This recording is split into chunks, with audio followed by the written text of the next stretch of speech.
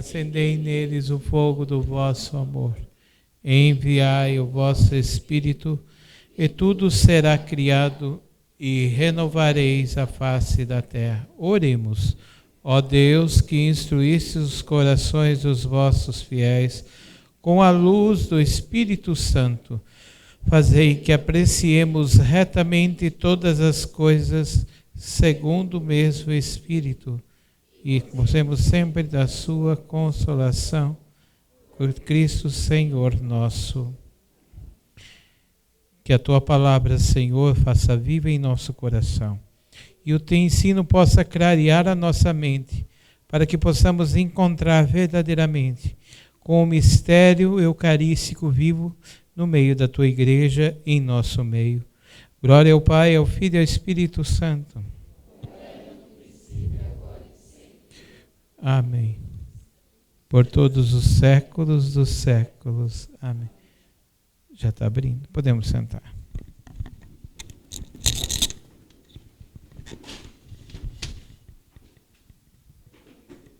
Bom, enquanto não aparece lá na tela, eu vou fazendo a introdução para vocês.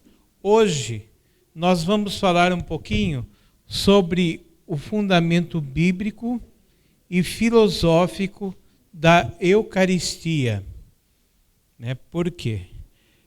Porque o filosófico? Porque hoje, a gente às vezes não tem dimensão disso, mas o mundo hoje, ele é movido todo por uma filosofia. A partir de suas fontes, nós aplicamos no nosso dia a dia, os nossos fundamentos. Porque às vezes você fala assim, mas por que o padre que vai anunciar a palavra de Deus não estuda só teologia e tem que estudar a filosofia? A filosofia, ela trabalha com uma base para podermos também aprofundar a teologia, que aí tanto a bíblica quanto também a teologia, por si só, que se explica os mistérios das coisas divinas. Uma das coisas que eu gostaria de iniciar falando é o seguinte: na igreja nós sempre falamos que a teologia não é serva da filosofia, mas a filosofia deverá ser serva da teologia. Por quê? Porque existem muitas filosofias, e filosofias que estas fontes não são de fontes cristãs, e muitas vezes até anticristãs. Hoje, no nosso país, nós vivemos no meio, por exemplo, da educação hoje, uma fonte filosófica, doutrinária, contrária à fé.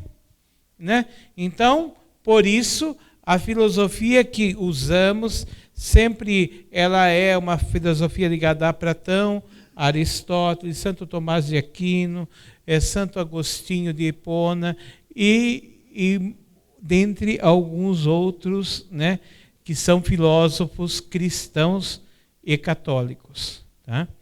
Então, eu quero começar sobre o fundamento filosófico. Então, eu quero usar a filosofia de Aristóteles, para fundamentar para vocês a transubstanciação. O que é a transubstanciação? Vocês sabem em que momento acontece a transubstanciação na Santa Missa? Então, vou explicar para vocês onde acontece. Quando as ofertas estão postas no altar, o pão e o vinho. Daqui a pouco eu vou falar para vocês por que pão e vinho. Porque existem alguns teólogos padres que falam que poderia ser cachaça e mandioca, E eles estão errados, Eu vou dizer para vocês o porquê pão e vinho, porque existe um fundamento bíblico. Mas antes, dizendo o momento da transubstanciação, onde as ofertas estão postas pelo altar. O padre diz assim: mandai o vosso Espírito Santo, e estende, deveria, às vezes por causa do microfone não, mas deveria estender as duas mãos postas assim. Porque, vamos dizer, a grosso modo, o instrumento de trabalho do padre são as mãos, porque são as mãos que são ungidas, certo? Então, o instrumento de trabalho do bispo são as mãos, e quando ele é também ordenado bispo, cai óleo na cabeça dele também, porque ele também significa Cristo cabeça, né? Então, é a mente também, é a propriedade total. Agora, o sacerdote, né? O sacerdote, ele estende as duas mãos, postas dessa forma. Esta imposição de mãos é o momento em que o Espírito Santo, vocês viram lá no filme da semana passada, né? O momento que o Espírito Santo vem sobre o altar, né? E faz a transformação, a transubstanciação do corpo e sangue de nosso Senhor Jesus Cristo. Ali, a partir dali, já não é mais só pão e vinho, porém corpo e sangue de nosso Senhor Jesus Cristo. Deu para entender até aí, né? Por isso, outra coisa, quando tem um bispo celebrando a missa, né? Vocês veem que ele tira, quando na hora do ofertório, ele tira o gorrinho dele, né? Que não chama gorrinho, chama solidel, né? Por quê? O que significa aquele solidel? Aquele solidel significa a mão de Deus que está na cabeça dele. Porque, né, como diz Cristo, cabeça, né? Então o solidel róseo, né, que fica na cabeça do bispo, simboliza estar debaixo da mão de Deus. A partir do momento que acontece a oração eucarística, ele já é o próprio Cristo, é o próprio Jesus. Então, persona Christi, que se diz em latim. Então, por isso que ele tira, porque ele já não está debaixo da mão de Deus, mas ali ele é o próprio Deus que se faz no nosso meio para renovar o sacrifício da aliança. Deu para entender? Amém? Então, às vezes fala, é gorrinho, não é gorrinho. Tem um simbolismo, tem um fundamento, o solidel na cabeça do bispo. Então agora nós vamos com o fundamento filosófico para chegar à questão da transubstanciação. Vamos lá. Usando a filosofia aristotélica para fundamentar a transubstanciação. Olha, quero dizer, às vezes é um pouco complexo, eu vou dar espaço para perguntar. Para Aristóteles, nossa realidade é formada por substância e acidente. A substância é a identidade, é a realidade metafísica. E o acidente é a aparência. Vamos ver juntos, então? Para Aristóteles, a nossa realidade é formada por substância e acidente.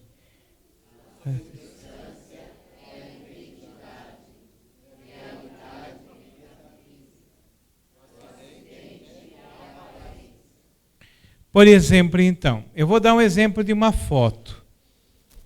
Esses dias, eu não gosto que faça isso, mas esses dias a molecada aqui começa a fuçar os álbuns do senhor César aqui.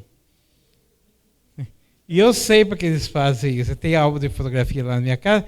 Quando eu vejo Ana Laura e companhia, né, a turma, eles abrem e começam, né?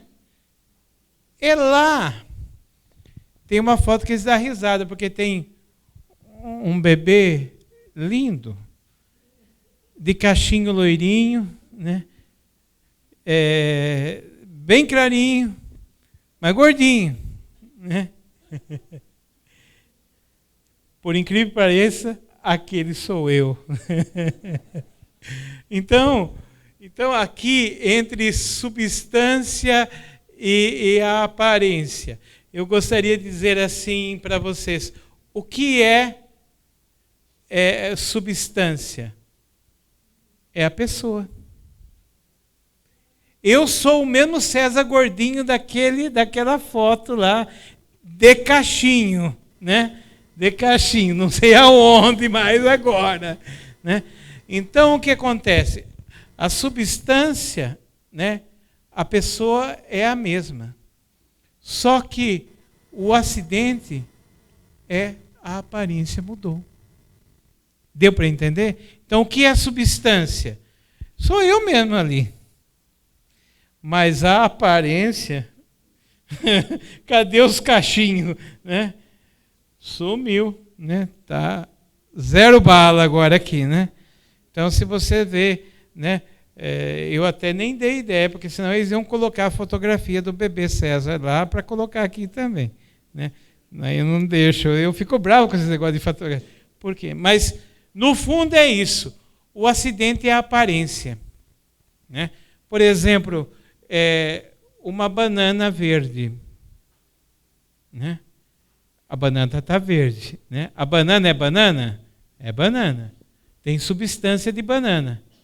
Mas ela pode estar verde, ou poderá estar madura, ou poderá estar podre. Mas ela vai deixar de ser banana? Não. Deu para entender o que é acidente e o que é substância? Agora, por exemplo, eu vou trazer para vocês o que é transubstanciação. Né? Transubstanciação é uma mudança. Não vai dar risada, mas é sério. Né? Eu não acho outro exemplo. A vaca. Né?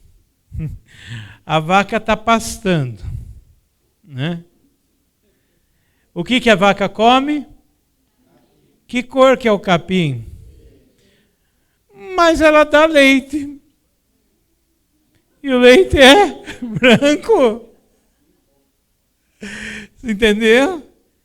Aí é a mudança de substância.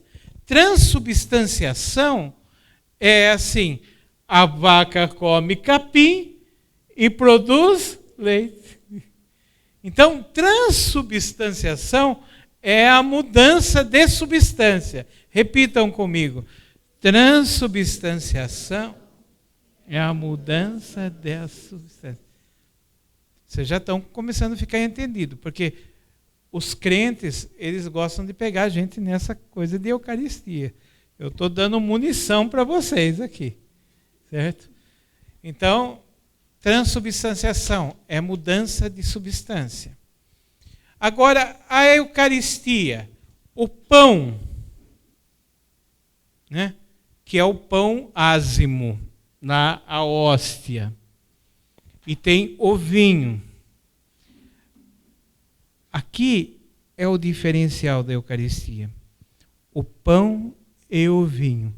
Na hora que o padre faz a imposição das mãos, o acidente, né, que é a Eucaristia, né, ela muda ou não muda?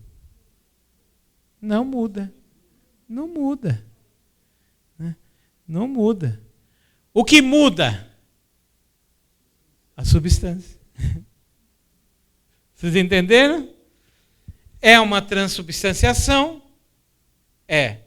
Mas o acidente não muda. É pão e vinho.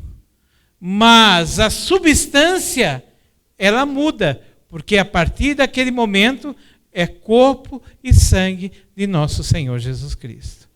Amém? Por isso que os crentes não creem na Eucaristia, porque eles entendem, eles veem somente com um olhar do acidente, né? Que ali ele não muda mesmo. Então, para ele é símbolo, né? Para nós é corpo e sangue de nosso Senhor Jesus Cristo. Na próxima aula sobre Eucaristia, eu quero trazer um relato sobre milagres eucarísticos. Porque, como muitos evangélicos, no decorrer da história da igreja, muitos padres não creram, né? O milagre eucarístico de Lanciano aconteceu com um padre que não acreditava na Eucaristia. Era na Idade Média esse padre. A hora que ele estava consagrando o vinho, aí aconteceu o milagre. Por isso que nós chamamos de milagre, né? O vinho se tornou sangue e a hóstia se tornou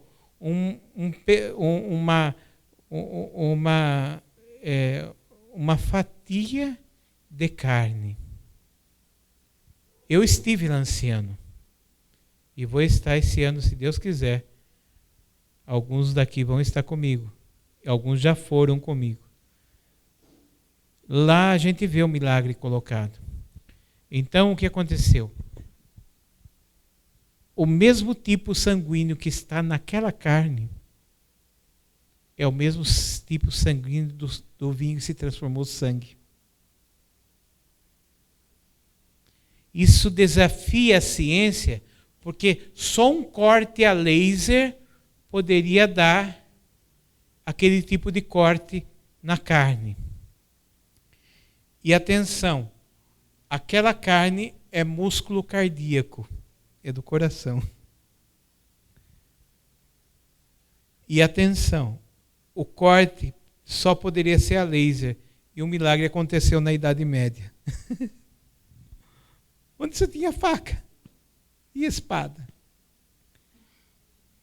que não tinha condições de dar um corte de precisão tão grande. Ali se tornou o milagre eucarístico.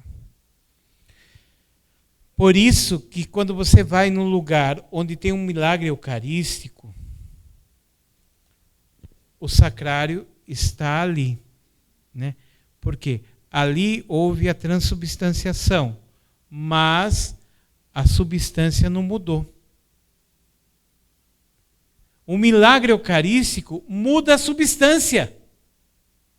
Então ele tem que ser exposto num outro lugar fora do sacrário. Amém? Deu para entender isso, gente? Tem perguntas até aqui? Então é importante a gente... Por exemplo, lá em Cássia tem um outro milagre eucarístico. O padre não acredita, como sempre, o padre não acreditava. Mas tem leigo que não acredita também. Mas o padre não acreditava. E ele foi levar comunhão para uma pessoa doente, ele colocou a Eucaristia no meio do livro de oração dele. Uma falta de respeito. Só que a hora que ele chegou para fazer oração e ministrar a Eucaristia para a pessoa, na hora que ele abriu, tinha transformado tudo em sangue. A hóstia era um pedaço de carne. Está lá, eu vi a Simone, o Toninho, já viu a Tatinha também. Está lá o breviário do padre, marcado com sangue eucarístico. Está lá aberto. Aconteceu o milagre eucarístico também. Por que o milagre? Qual é a diferença da Eucaristia com o milagre eucarístico? Alguém sabe me dizer a partir dessa explicação? Não, gente. Porque muda a substância, né? O milagre muda a substância. Por quê? O milagre, quando é um milagre? Quando é uma coisa impossível de se acontecer. Aí é um milagre. E a igreja tem centenas e centenas de milagres eucarísticos dessa forma. Anderson, o milagre eucarístico diferencia do corpo e o sangue de Cristo consagrado no sacrário por causa disso, porque o milagre ele tem que ser deslocado, né? Porque mudou a substância, né? Mudou a substância. Lá na Eucaristia, ela não muda a substância, ela muda o acidente. Tá bom? Agora nós vamos para fontes bíblicas. De onde já nasce a Eucaristia? Por incrível que pareça, eu vou começar por Gênesis. Gênesis 14, 18. Foi disposto como oferenda descrita no livro de Gênesis. E Melquisedeque, que era o sacerdote, rei de Salém, trouxe o quê? Pão e vinho. E ele era sacerdote do Deus Altíssimo. Então foi o primeiro sacrifício que ele fez aqui junto a Abraão. Se você for ver, se você for ler esse capítulo do Gênesis, você vai ver. Então, Gênesis 14, 18. Se você quiser depois ver na tua Bíblia. Então, por que o pão e o vinho? Foi porque Jesus escolheu?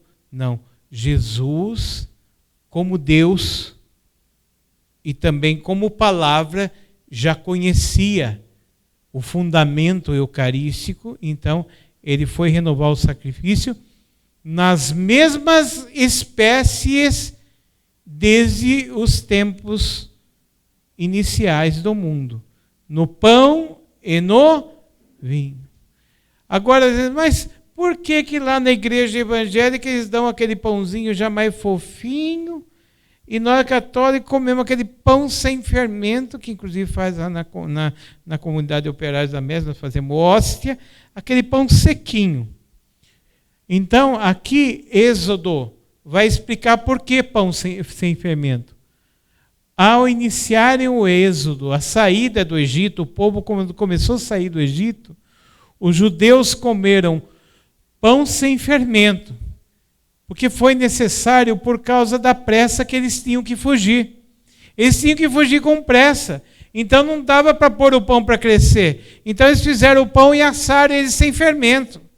Agora, e eles continuam, até hoje os judeus continuam, e Jesus como judeu também, continuou a memória do pão sem fermento para relembrar a Páscoa, para lembrar também a saída do povo do Egito da terra do faraó. Por isso que o pão eucarístico, ele precisa ser sem fermento, né?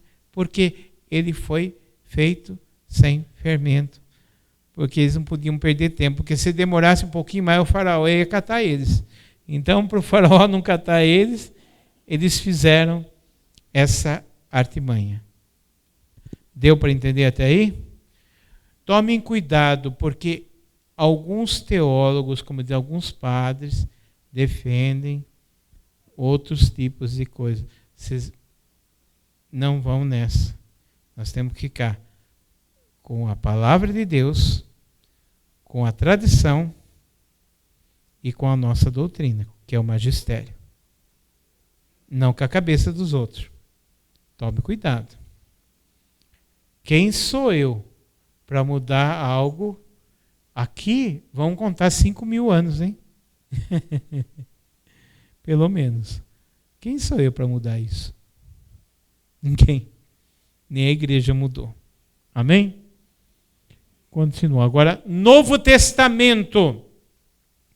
Veja como se demonstra a afinidade de Jesus com o pão. Que bom que a gente tem padaria aqui hoje também, né? A vida de Jesus começou em Bet-Lechem, que é Belém. O que quer dizer Belém? Casa do pão. Então, Belém quer dizer casa do pão. Jesus nasceu em Belém, porque Belém também é a terra do rei Davi, né? E Belém, Belém, né? como diz os profetas do Antigo Testamento, mas Belém, Betlehem, né, que é Belém, para nós, chama-se Casa do Pão. Jesus nasceu na Casa do Pão. A cidade de Jesus nasceu Casa do Pão. Seu primeiro milagre público ocorreu numa festa de casamento em Caná. Ele transformou a água em vinho, em resposta ao pedido de sua mãe. Interessante, né? Ele não podia transformar em outra coisa, né? Ele realizou o primeiro milagre já mostrando o vinho, né?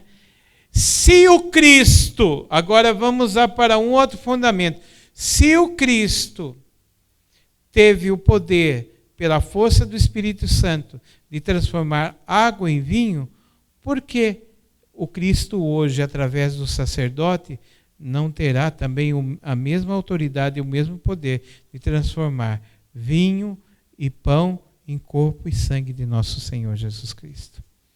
Esses milagres nós chamamos de prefiguração, quer dizer, uma prefigura daquilo que acontecer no nosso meio. Isso daqui é uma prefigura. Outro ponto, terceiro ponto, o milagre da multiplicação dos pães, né? Então aqui, olha, Jesus, ao abençoar os pães, distribuiu-os. E prefigurou o quê? A superabundância de pão sem igual que viria a ser a Eucaristia. Aí, num milagre, ele teve outros milagres de multiplicação, mas num dos milagres de multiplicação, que a gente mais conhece, ele tem o dos 7.000 que ele alimentou, tem o dos 5.000. 5 pães e 2 peixinhos, ele alimentou 5.000 pessoas e sobrou ainda quantos cestos? Sobrou 12. Então, quer dizer, a abundância, houve o milagre e houve a abundância. Hoje, no mundo, são mais de 400.000 missas que acontecem por dia. Imagine quantas eucaristias. É um pão infindável. É ou não é? Isso é prefigurado aqui. É uma pré-figura do que aconteceu hoje. O pão que é abundantemente transformado no milagre. Desculpa. 4. Foi na sinagoga de Cafarnaum, por época do banquete da Páscoa, que Jesus começou a descortinar a natureza de sua Eucaristia aos que o seguiam. Ele dizia: esforçai-vos não pelo alimento que se estraga, e sim pelo alimento que permanece até a vida eterna. Este alimento que o Filho do Homem vos dará, porque Deus Pai o marcou com o seu selo. Então quer dizer o seguinte: o alimento eucarístico que não se estraga.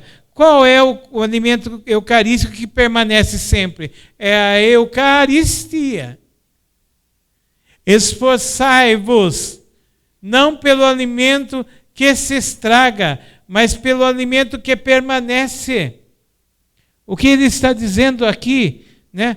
Não adianta você só comer o alimento que você come e faz digestão, mas esforçai para receber o alimento que permanece. Qual é o alimento que permanece? É Jesus, é na Eucaristia. João 15, o que ele usa a mesma palavra permanece, quando ele fala assim: permanecei, eu sou a videira, vós sois os ramos. Permanecei em mim, e eu permanecerei em vós.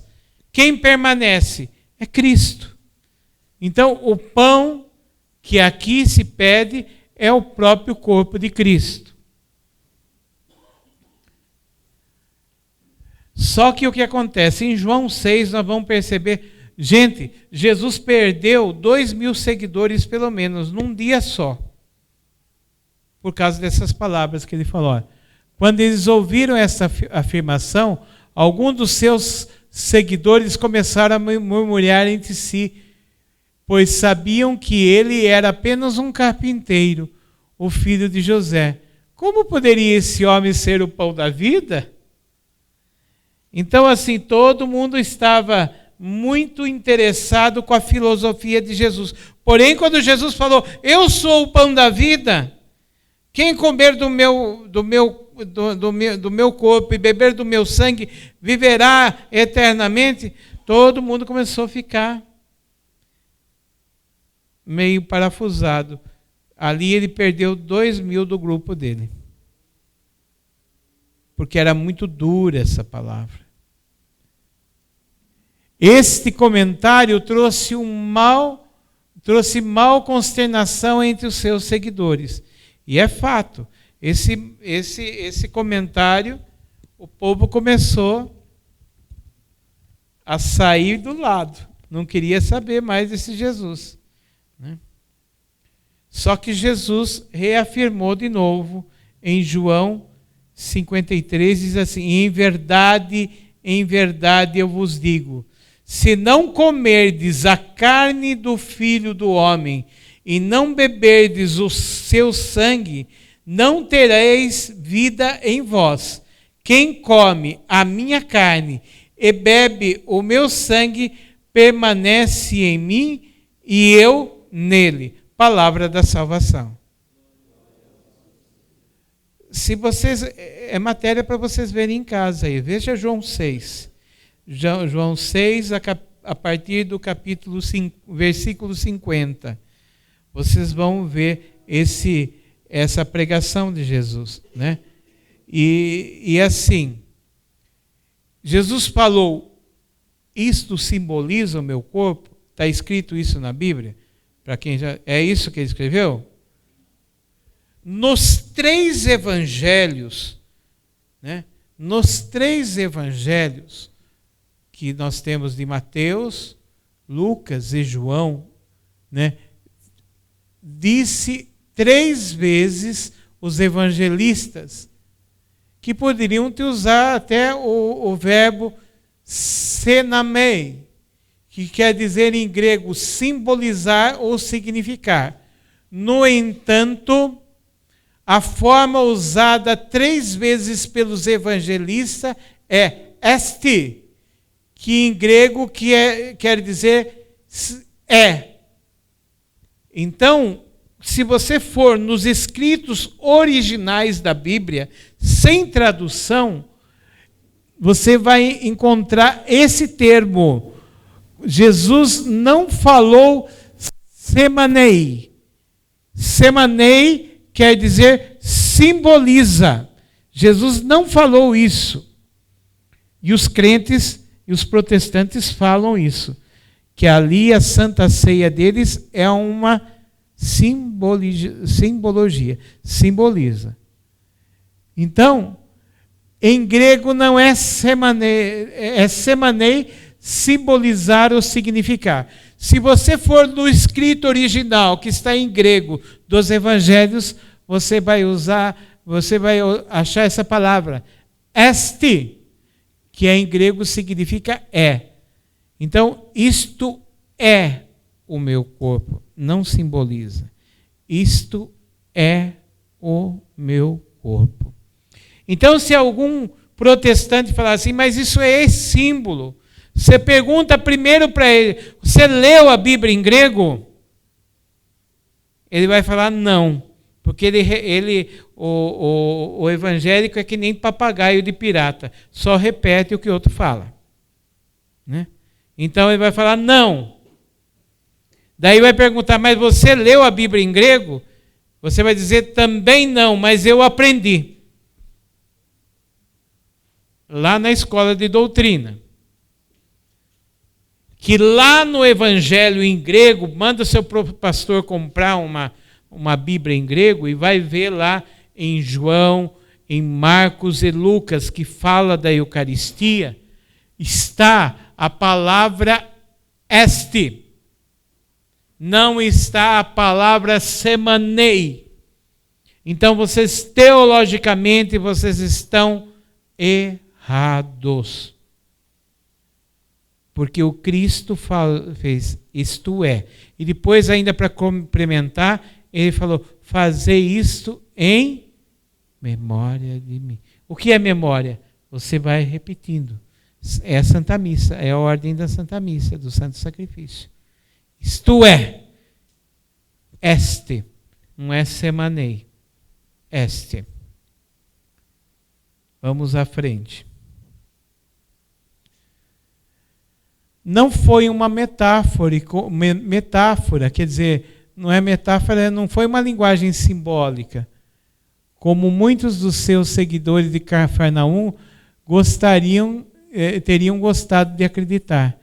A compreensão católica da real presença eucarística de Jesus, ela está fundada na Bíblia.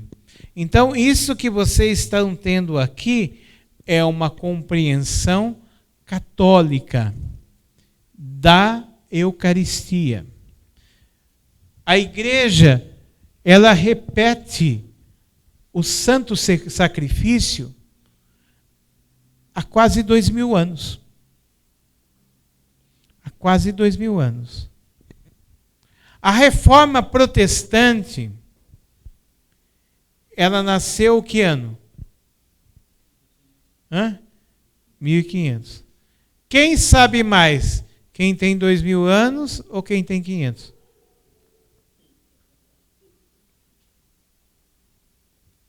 Quem tem mais experiência? Quem viveu mais ou quem viveu menos?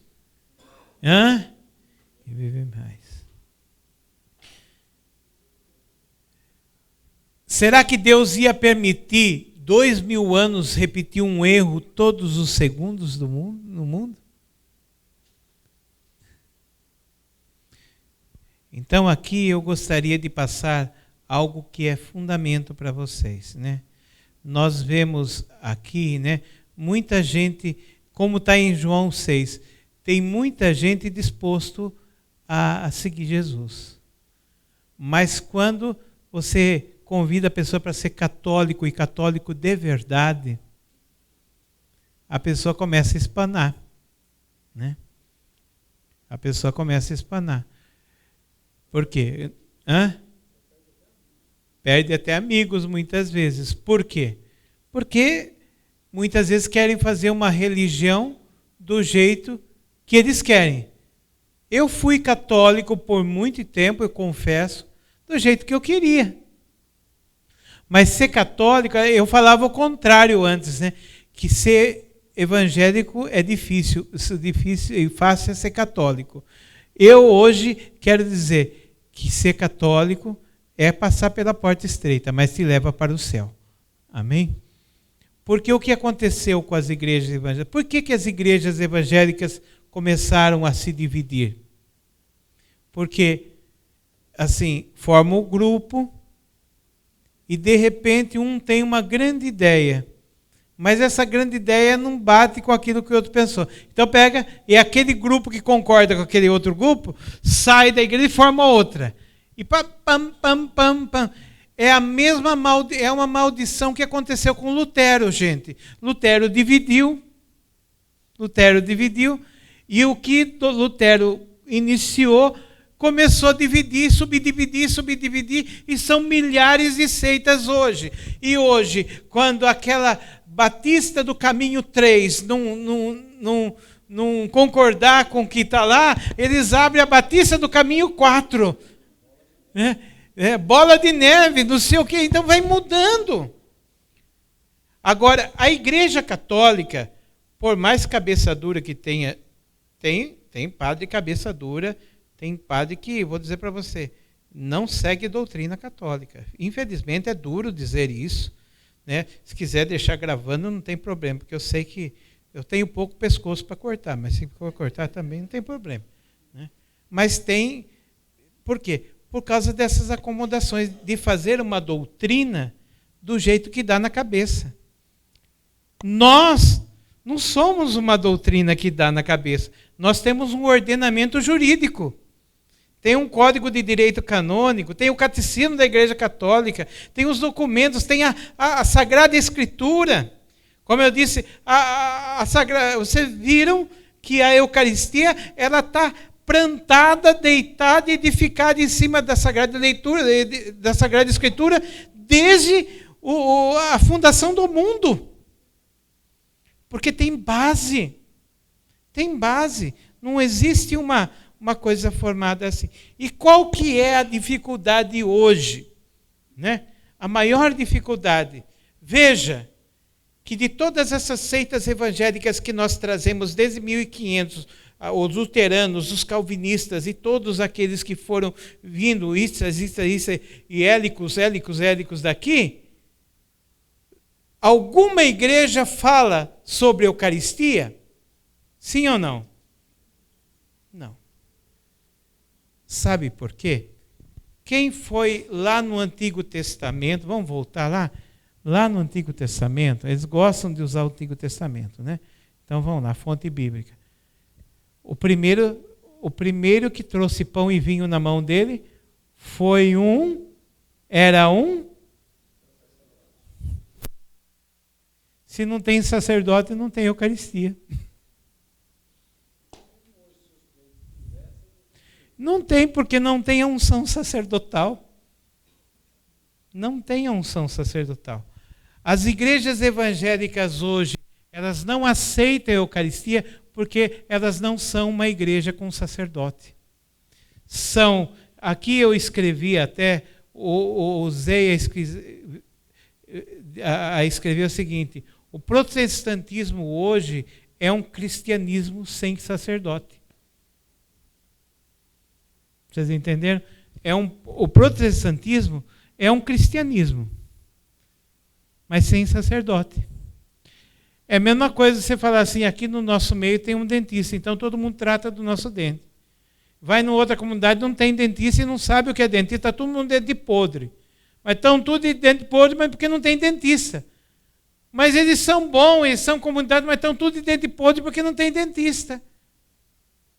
É o que acontece na igreja evangélica hoje. Eles não têm Eucaristia porque não tem sacerdote. Não aceita a Eucaristia, diga com muita educação, amor e carinho para o evangélico que vem querer debater com você de Eucaristia. Meu irmão, eu não vou debater com você porque o principal daquilo que nós vivemos, vocês não têm, que é o sacerdote. E nunca vão ter o pastor. O que acontece na santa misericórdia de Deus, eles fazem comunhão pela palavra.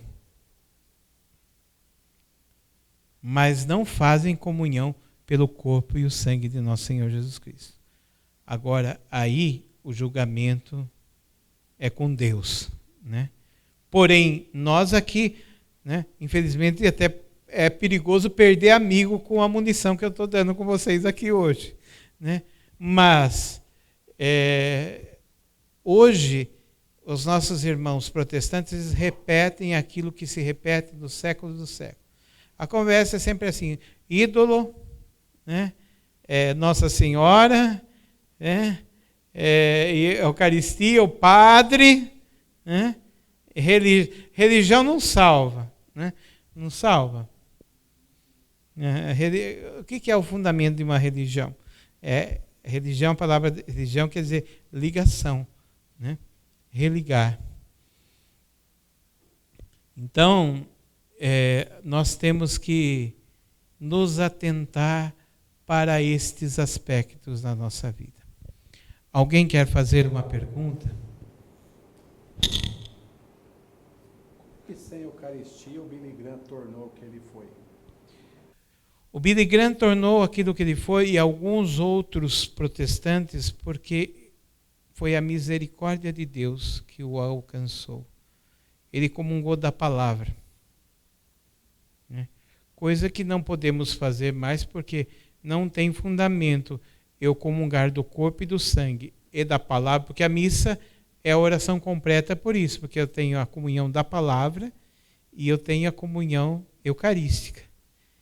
Eles têm só comunhão da palavra, por isso que chama de apostasia. Apostasia é aquele que deixa o seu primeiro batismo, vai lá batizar nas águas lá, deixa a Eucaristia só para ficar na palavra. Então é um apóstata, né? Ele está renegando a força do Espírito Santo. Agora, o Billy Graham, eu não sei se ele teve raiz católica ou não. Tem muitas pessoas que vão pela ignorância, porque se estivessem aprendendo o que vocês estão aprendendo aqui, muitos não mudariam de religião, porque sabe que aqui a gente recebe toda a graça da palavra. E também na Igreja Católica, eu quero dizer para vocês o seguinte: em Hong Kong, no Oriente, teve uma comunidade católica em 1600, se não me engano, né, que inclusive os sacerdotes jesuítas foram lá, André Kim e os seus companheiros, e foram todos decapitados, né? Mas era uma comunidade católica que só tinha a Bíblia.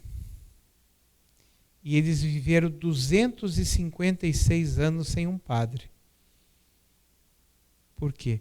Porque lá em Hong Kong eles não deixavam entrar sacerdote católico. Então eles ficavam vivendo a fé deles em comunidade. Era uma pequena comunidade que estava lá no meio do mato. E quando veio o padre, mataram o padre. Então, eles viveram do quê? Do alimento da palavra. Do alimento da palavra.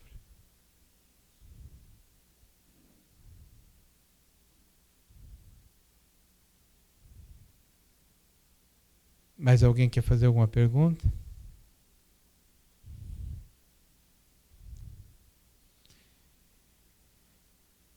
Não querem perguntar nada?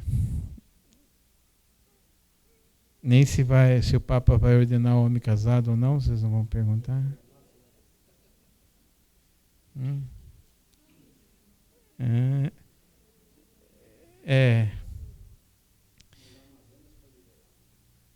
Ainda não.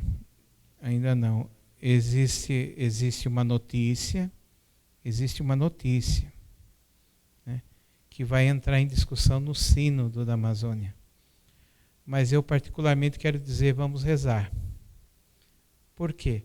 Porque eles estão inclinados a ordenar índios de idade. Então vai ter padre ordenado com sangue de pajé. Imagine o que não vai dar.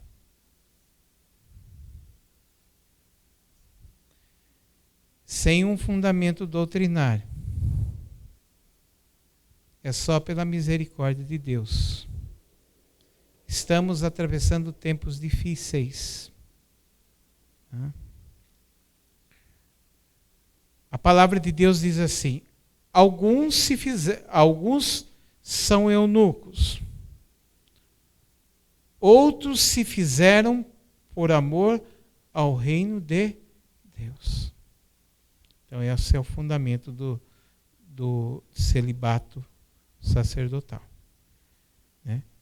Que foi acontecido no decorrer da história da igreja. Eu acredito até que eu tenho mais uma aula com vocês. E mais uma aula eu vou preparar algumas coisas nesse sentido, né? Sacerdócio, vou falar um pouquinho sobre Nossa Senhora também, né? Dar os fundamentos também para vocês, né? Algumas coisas que muitas vezes os ídolos, né? Porque chega aqui e fala, veio um homem fazer uma entrega aqui, olhou para a cruz, falei, tem ídolo aqui. Falei, onde está o ídolo? Né? Então daí ele ficou meio chateado, né? Mas eu ia dar uma resposta, né? Mas semana que vem eu vou dar essa resposta para vocês, na próxima aula, né? Eu vou dar essa resposta para vocês. Porque eu não sei se a próxima é do Padre Kleber, acho, não é minha. Mas se for minha, independente do que for, eu vou pegar alguns pontos, né, para que a gente tenha clareza. Porque São Paulo diz assim, que nós devemos dar motivos da nossa fé. Né? Então, quer dizer, não é só falar, eu não quero que fale, eu acredito e boa, tá bom. Mas se o cara ficar enchendo muito o saco, você já dá a resposta que você tem que dar com educação e caridade, é claro. Né? Mas com educação e caridade, a gente vai ter que passar algumas coisas para vocês também, que eu acho que é fundamental. Nós precisamos dar resposta da nossa fé. E concluindo aqui, eu quero pegar, eu fiquei nos evangelistas, mas eu quero terminar com a carta de São Paulo aos Coríntios. Carta de São Paulo aos Coríntios, nós vimos lá no capítulo 11, primeira carta aos Coríntios, 11, deixa eu pegar aqui do meu... Sim. Pode falar.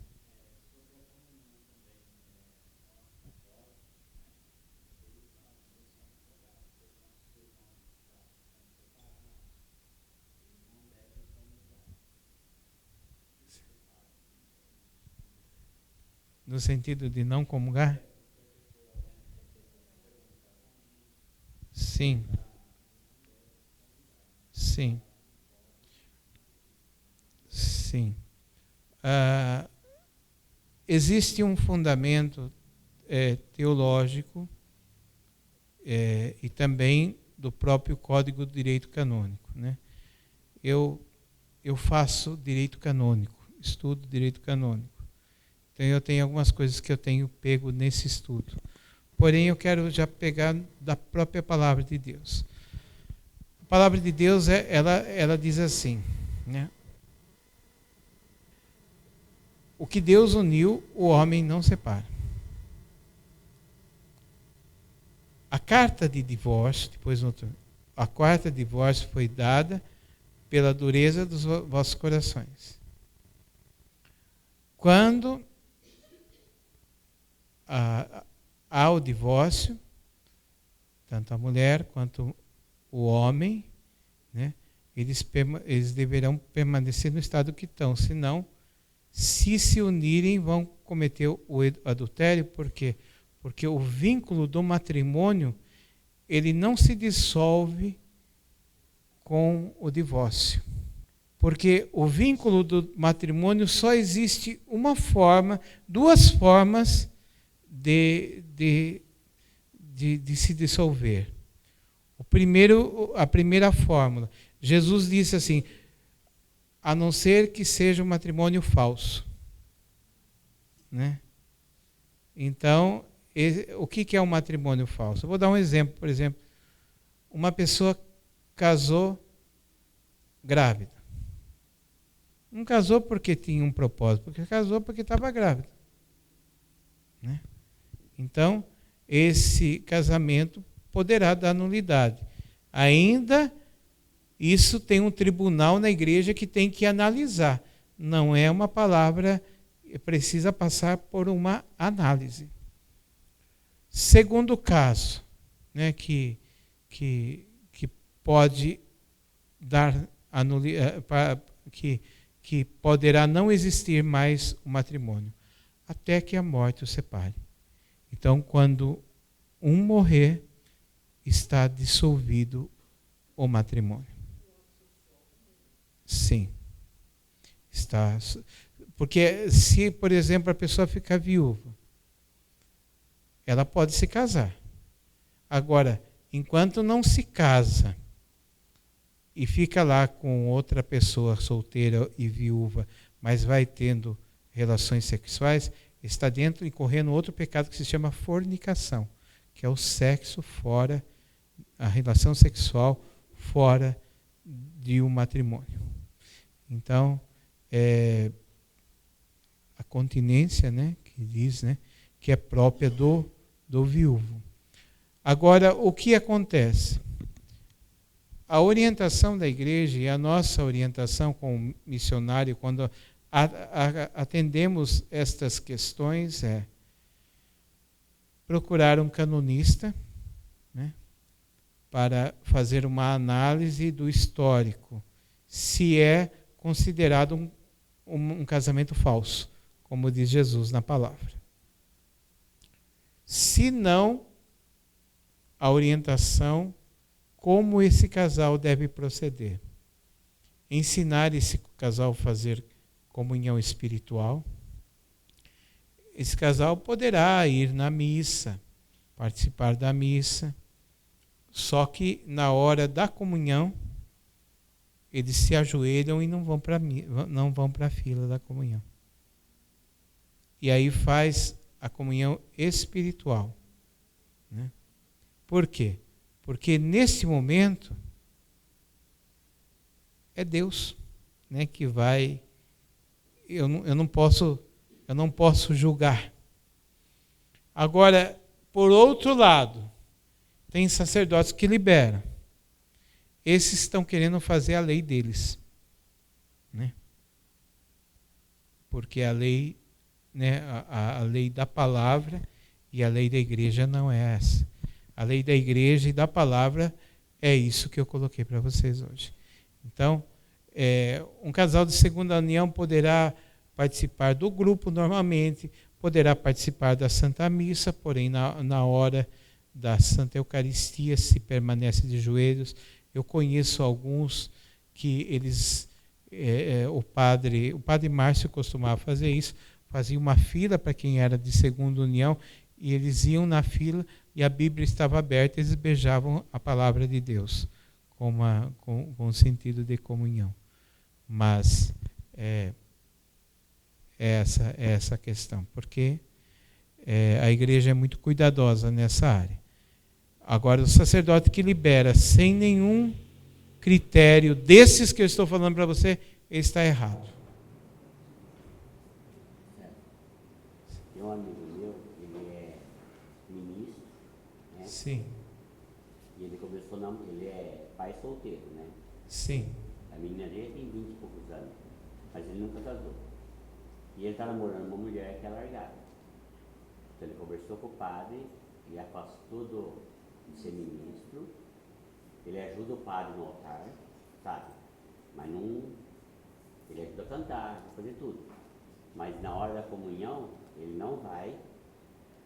E quinta-feira eu estava na missa e eu vi que a namorada dele, que ela é casada, foi casada, né? É largada. Ela também não comunga, ela fica ajoelhada, ela faz a comunhão espiritual.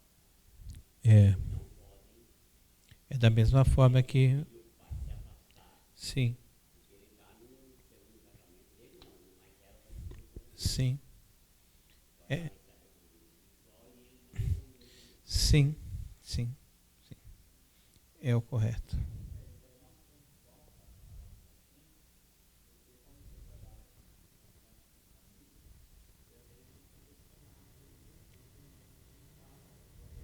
Sim, sim.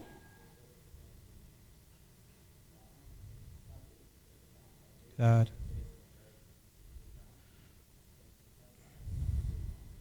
Sim. Sim. Sim, e são diversas formas de engajamento que essas pessoas poderão ser acolhidas, né? Sim. Sim. Às vezes o que acontece, o erro, que é, em troca disso, às vezes o padre comete isso, né? A vida inteira a pessoa às vezes nem se preocupou com a Eucaristia, porque para chegar num instante desse, a vida inteira não se preocupou, mas agora que não pode, quer. Então, daí eu quero ler essa passagem justamente que diz isso. Mas quiser complementar, quer fazer alguma observação, pode falar.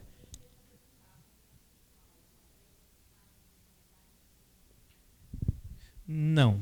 A comunhão espiritual também pode acontecer para pessoas que tenham pecados graves, pecados mortais. Porque não pode se aproximar da mesa eucarística quem tem pecado mortal. Né? E pecado mortal, acho que você sabe o que é pecado mortal, né? Não é só matar, né? Mas são pecados mortais, né? Pecados que precisam ser confessados. Então, após se confessar, poderá comungar novamente. Sim, é essa orientação. Às vezes, em alguns casos, né, mas isso tem que ser levado à risca. Mas não é conveniente, dado aquilo que eu vou ler daqui a pouco. Mas, às vezes, alguns comungam com a intenção já de se confessar imediatamente. E se não der tempo, né? Eu até já fiz algumas liberações assim com algumas pessoas, que a gente atende e a gente libera. Mas ultimamente eu tenho feito essa reflexão, porque eu li um livro muito bom aqui, que chama Confessai-vos Bem. Eu não sei se tem ainda aí, irmão. Tem. Então, esse livro aí, ele dá uma noção do que é pecado mortal, pecado venial, tudo. É muito bom. Então, aqui, eu quero ler, mas antes, se alguém tiver mais alguma pergunta, porque eu gostaria de fechar com essa palavra. Fica aberto para perguntas.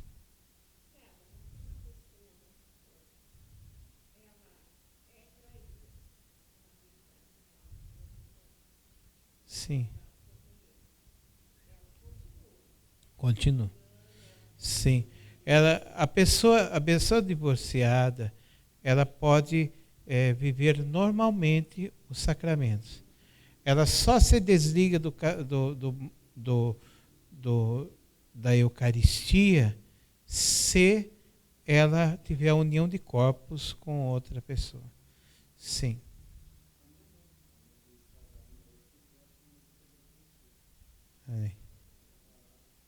Olha aí, justamente.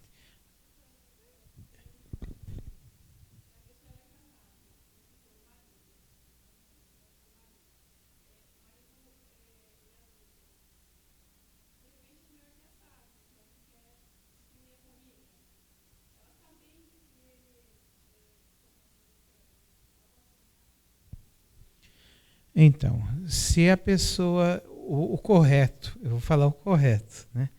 Porque vamos puxar pela lógica bíblica. Se a pessoa se une a outro corpo, a pessoa está contaminada, quem está contaminada com o espírito do adultério, né? A pessoa precisa se arrepender em primeiro lugar, depois confessar os seus pecados, né? Procurar o sacerdote para confessar. Agora, se acontece isso e existe a consciência na esposa ou no esposo, né, que está acontecendo isso, se existe a consciência, o correto é a separação de corpos. O correto é, porque a pessoa vai se contaminar espiritualmente com o espírito do adultério. Sim, ela fica em adultério. Agora, se não houver consciência, gente, é só com a graça de Deus. Mas se há consciência, porque a gente sabe, eu tenho atendimentos que a gente faz, que a mulher fala, não, mas eu me sujeito. Não está errado, a senhora não pode se sujeitar. Se a senhora tem certeza que está acontecendo isso, não pode se sujeitar, porque se torna adúltera da mesma forma. Então, a situação é separação de corpos. Ah, mas está separando o casal, mas já está arrebentado do outro lado, caramba, né? Então, a saída é a separação de corpos se houver a consciência. Não desconfiança só. Desconfiança se conversa, se dialoga, né? Agora, se houver já, então, corta.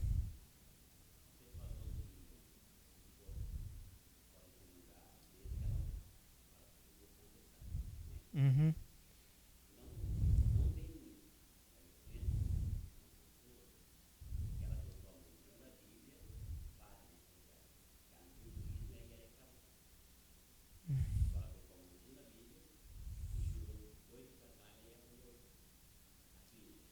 Eu já estou até vendo o fim da história, estou desenhando com a cruz aqui. Fala para ele correr, porque o diabo está esperando ele. Vai para o inferno. Pelo amor de Deus. Não, porque está em fornicação. Sim, isso não faz o matrimônio. O matrimônio é o consentimento diante do altar. Pois não, senhor José Roberto.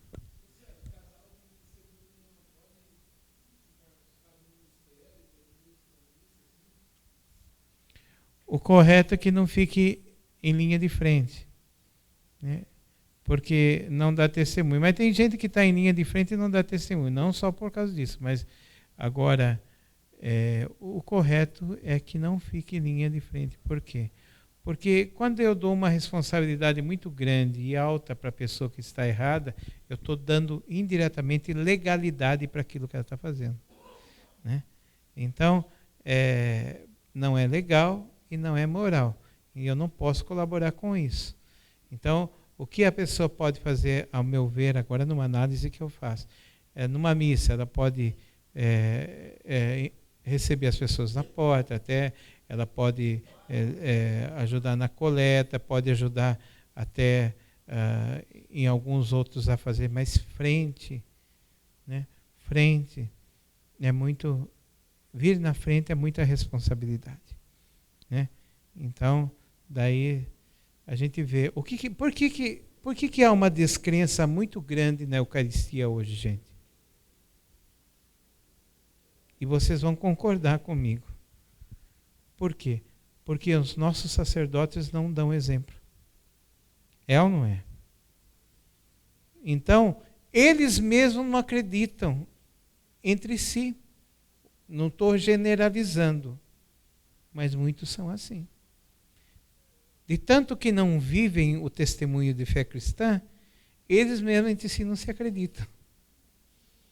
Então a descrença vem daí. Eu não estou generalizando, eu tenho excelentes sacerdotes. Inclusive os que vêm aqui para mim é a seleção Copa 70, eu sempre digo, né? É um pessoal bom, né? Então é isso, né?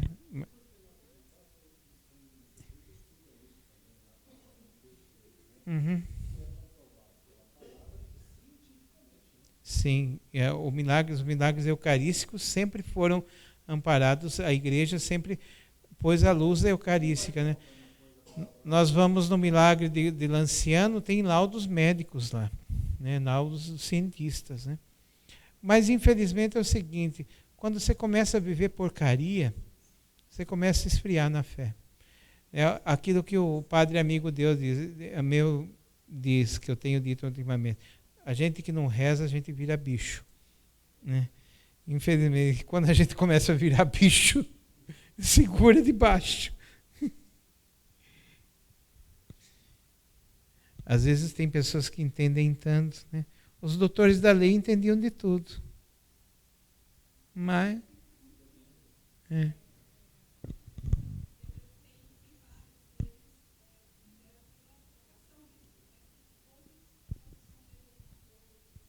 Pode ser. Sim, a gente...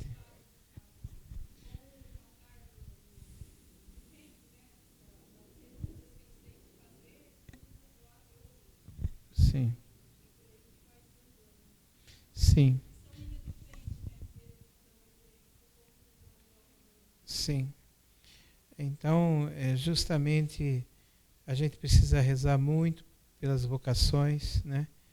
Eu acredito que a Diocese de Limeira hoje passa por um novo tempo, né? E a gente espera em Deus, né? Mas hoje a gente está vivendo um tempo de purificação, né? Tem coisas que entristecem muito o nosso coração, né? Semana passada eu chorei muito por muitas circunstâncias, né? Mas a gente pede a Deus, né? Que a luz de Deus brilhe e que faça levantar sacerdotes segundo o coração de Deus, missionários segundo o coração de Deus, um povo de Deus santo diante da presença dele, né? Porque é o que eu disse, isso tudo que a gente vê de escândalo, de coisa assim, não é a igreja, porque a igreja é santa, né? A igreja é santa. nem gosto muito desse termo de igreja santa e pecadora, porque a igreja pecadora não é a igreja de Deus, né? A igreja é santa, né?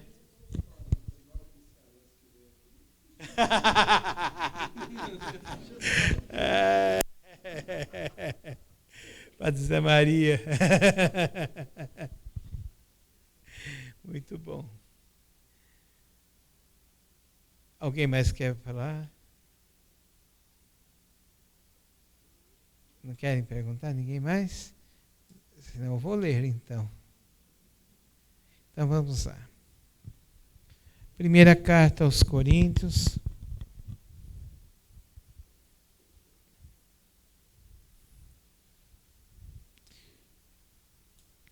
Capítulo 11.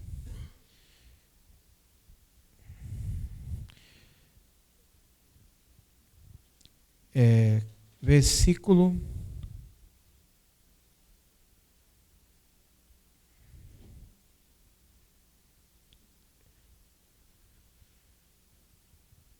23. Começar do 23. Olha que São Paulo não viveu com Jesus. São Paulo é do ano 60 aproximadamente. Né? Jesus já tinha subido aos céus. Ele teve uma experiência. Saulo, Saulo, por que me persegues? Ele ouviu, né? Mas ele não conheceu a pessoa de Jesus. Conheceu os apóstolos. Então ele diz assim no versículo 23: Eu recebi do Senhor o que vos transmiti, que o Senhor Jesus, na noite que foi traído, tomou o pão e depois de ter dado graças, partiu e disse: Isso é meu corpo que é entregue por vós. Fazei isto em memória de mim. Do mesmo modo, depois de haver ceado, tomou também o cálice, dizendo: Este é o cálice da nova aliança no meu sangue. Todas as vezes que beberdes, fazei em memória de mim. Vocês viram que até na Santa Missa se repete as palavras bíblicas. Né? Então, é muito claro. Meu Deus, os evangélicos não enxergam isso, né? Então, tomai e comer, isto é aquilo que eu disse para vocês, isto é este, isto é, não é símbolo, né? É. Então vamos lá no versículo 25, no versículo 26. Assim, todas as vezes que comeis desse pão e bebeis desse cálice, lembrais da morte do Senhor até que venha. Isso é muito importante. Quando Jesus voltar, ou quando a gente subir lá no céu, vai ter Eucaristia? Não. Por quê? Porque estaremos na presença do Senhor Jesus. Amém? Então, até que o Senhor venha. Esse é o tempo da missa. Quando o Senhor voltar, não vai ter mais missa, vai ser a missa eterna. 27. Portanto, todo aquele, olha atenção agora, hein? Portanto, todo aquele que comer o pão ou beber o cálice do Senhor indignamente será culpável do corpo e do sangue do Senhor. Olha aí como é séria a Eucaristia. É culpado, é culpável, né? Leva uma culpa. 28. Que cada um se examine a si mesmo. Então, faça um exame de consciência mesmo, né, antes de vir para a Eucaristia. E assim coma desse pão e beba desse cálice. Agora o 29, que é o mais assim que fecha, o mais sério de todos até. 29 e 30 são assim. Ó. Vamos ler, quem tiver a Bíblia junto, se quiser ler junto comigo, na mesma tradução minha, mas dá certo. Ó. Aquele que come e bebe, sem distinguir o corpo do Senhor, come e bebe a sua própria condenação. Olha que sério. Você quer ser condenado, nem precisa muita coisa. Vai em pecado receber a Eucaristia, você está condenado. Daí diz assim o versículo 30. Esta é a razão porque dentre vós há muitos adoentados, fracos e mortos. Então a Eucaristia, em vez de dar vida, no caso que a pessoa não está digna para receber, traz doença e morte. Morte da alma, morte de condenação. Então, por isso que a gente tem que se examinar bem. Porque a Eucaristia não é só entrar na fila. Né? Se as pessoas de segunda união lessem isso, elas iam ter uma clareza, né? O quanto é sério e de que forma ela pode se aproximar. Pode se aproximar de outra forma, mas aqui, na Eucaristia, ela é algo. Né? Eu tenho livros sobre Eucaristia aqui também. Né? O irmão falou que ia separar alguns livros, para mim já separou, o irmão está com...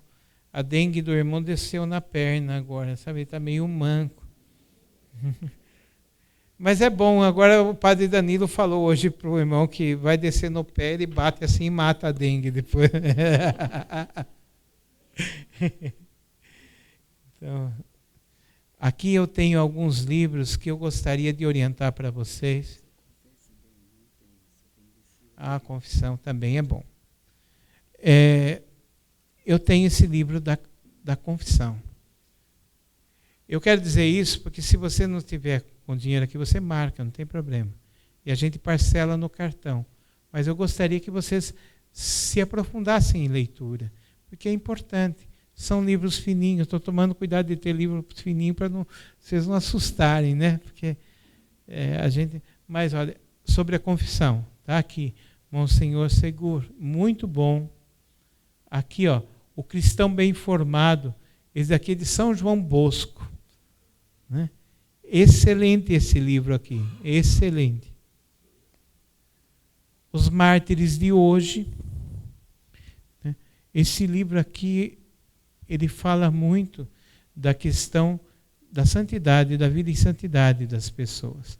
E aqui dizem, né, alguns trechos, algumas histórias também, das pessoas que vivem profundamente em Cristo. A escola sem Deus. Aqui são para pais, são para avós. Aqui, Monsenhor Seguro, ele fala do impacto de uma escola sem Deus. Ele é de 1800 e tralalá, mas é atualíssimo esse livro. Orienta para nós que temos filhos na escola, netos na escola, sobrinhos na escola. É muito orientativo esse livro.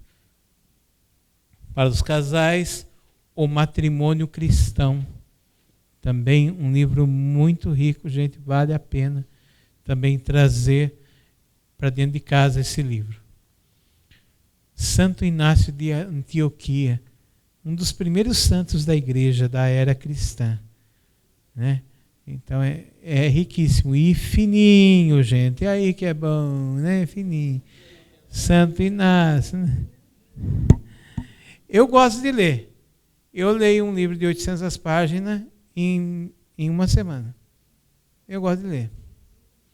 Mas a leitura a gente desenvolve aos poucos. Não adianta você querer pegar um baita assim de vez, vai aos pouquinhos. O demônio não trabalha aos pouquinhos com a gente também? Então vamos deixar Deus ir trabalhando com a gente também. A história de Santo Antão. Essa é uma história linda, gente. Né? Santo Antão, alguém perguntou para mim, mas por que Santo Antônio pegou esse nome? Porque Santo Antônio, na verdade, ele chama Fernando. Né? Por quê? Porque ele tinha devoção a Santo Antão. Santo Antão, ele era muito rico. E ele foi uma vez na missa, serviu para ele se converter. Né? Eu não vou contar a história, porque daí perde a graça. Né? Tá bom. Essa aqui é uma bela história também. Quase não existe São Bento Muitos têm devoção em São Bento, mas quase não existia história de São Bento, porque São Bento é do ano 300, 400 mais ou menos. Então, São Gregório Magno, que é um papa também da nossa igreja, que viveu e conheceu São Bento, ele escreveu a história de São Bento. É um livro raro que tem a história de São Bento. Então, você quer saber um pouco da história de São Bento? Está aqui. Fininho também. Para quem gosta de fazer pergunta, olha, perguntas e respostas, né? E daqui é um pouco mais grosso, mas as letras são grandes, né? Então ajuda. Eu estou incentivando você a ler, né? Mas as letras são grandes. Olha, por exemplo, assim, ó, o inferno é coisa que não há, ainda ninguém voltou de lá. Então vamos falar aqui, né? Essa desculpinha fajuta que se dão muitas vezes, aqui vai falar, vai dar o porquê das coisas. É interessante esse livro, muito bom, né? Ó, você quer botar pimenta na coisa daqui, então o irmão quer mostrar um outro. Então aqui são assim perguntas e respostas muito boas para a gente. Assim, vai respondendo e vai nos ensinando também. O irmão quer mostrar um livro aqui, né? Esse aqui pouca gente fala do inferno, né? Esse livro ele explica o que é o inferno, né? É um estudo aprofundado da doutrina da igreja, não é coisa da cabeça, né? Então, aqui ele vai falar muito sobre o inferno. É até bom a gente saber um pouco. Fala muito do céu, o povo fica muito forgado, né? É bom saber que tem também, né? Às vezes a gente esquece que tem inferno, né? Então é bom saber. No Evangelho tem mais falado sobre o inferno do que do céu, né? Que também tem, mas é bom deixar claro. Então, olha, esses livros estão à disposição de vocês. Se vocês não têm cartão, não tem dinheiro hoje, não tem problema, pode levar, depois acerta. Nós fazemos qualquer negócio para você. Se você entrar no site lá, você vai ver que é o mesmo preço do site.